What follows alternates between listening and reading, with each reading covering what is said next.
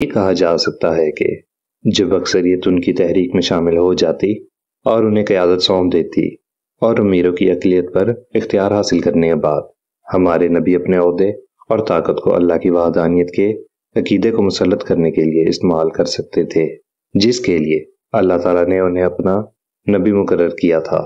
اس طرح سب سے پہلے انسانوں کو اپنے اقتدار کے آگے جھکنے کے بعد حقیقی معبود کے سامنے جھکایا جا سکتا تھا، لیکن سب کچھ جاننے والے حکمت والے اللہ نے اسے اس راہ تک نہیں پہنچایا۔ اللہ تعالیٰ جانتا تھا کہ یہ طریقہ صحیح نہیں ہے۔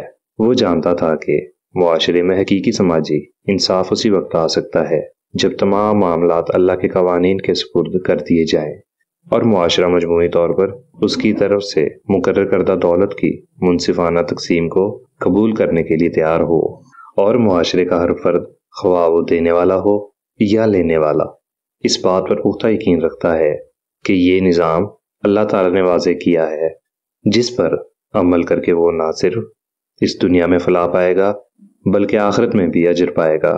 معاشرے کی یہ حالت نہ ہو کہ کچھ حرص میں مبتلا ہوں اور کچھ رنجش میں جل رہے ہوں کہ معاشرے کے سارے معاملات تلوار اور ڈنڈے کے خوف اور دھمکیوں سے طے ہوتے ہیں، جن سے لوگوں کے دل ویران اور ان کی روحیں ٹوٹی ہوئی ہوں، جیسا کہ ان نظاموں کے تحت ہوتا ہے اور اللہ کے علاوہ کسی اور اختیار پر مبنی ہوتے ہیں۔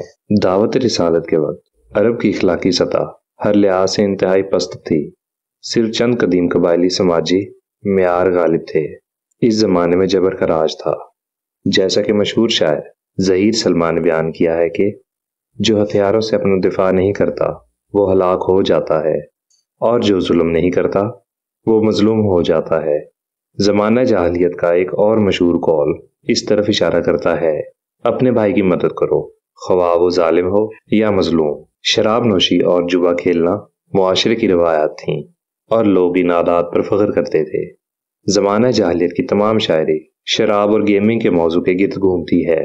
طرفہ عابد کا کہنا ہے کہ اگر ایک نوجوان کے لیے 3 چیزیں نہ ہوتی تو وہ کھانے کے سوا کسی چیز کی پرواہ نہ کرتا۔ ان میں سے ایک شراب پینے میں میری دوسروں پر فضیلت ہے۔ زنا کاری مختلف شکلوں میں پھیلی ہوئی تھی اور اسے قابل فخر سمجھا جاتا تھا، جیسا کہ تمام جاہلی معاشرے نئے یا پرانوں میں ہوتا تھا۔ حضرت عائشہ رضی اللہ تعالی عنہا نے زمانہ جاہلیت کے معاشرے کی حالت کو ان الفاظ میں بیان کیا ہے۔ جاہلیت کے دور میں 4 قسم کی شادیاں ہوتی تھیں۔ ایک تو یہ تھی کہ ایک آدمی کسی سے اپنی بیٹی کا ہاتھ مانگتا یا شادی کا، خواہش مند لڑکا شادی کا تحفہ دیتا اور اس لڑکی سے شادی کرتا۔ دوسری قسم یہ تھی کہ حیض کے درمیان ایک شخص اپنی بیوی سے کہتا کہ فلاں آدمی کو بلا کر اس سے حاملہ ہو جائے، وہ اس دوران اپنی بیوی سے دور رہے گا اور اس کو اس وقت تک ہاتھ نہیں لگائے گا جب تک کہ حمل کی علامات ظاہر نہ ہو جائیں، پھر اگر وہ چاہتا تو اس سے ہم بستری کرتا۔ اس نے یہ طریقہ اپنایا تاکہ اعلیٰ نسب کا بیٹا ہو سکے۔ شادی کی ایک تیسری شکل پولینڈری تھی۔ 10 سے کم مردوں کا ایک گروہ عورت کے پاس آتا اور اس سے ہم بستری کرتا۔ اگر وہ حاملہ ہو جائے اور پھر بچے کو جنم دے اور ولادت کے بعد چند راتیں گزر جائیں تو وہ ان کو پکارے گی۔ کوئی بھی اس بلاوے کو رد نہیں کر سکتا تھا۔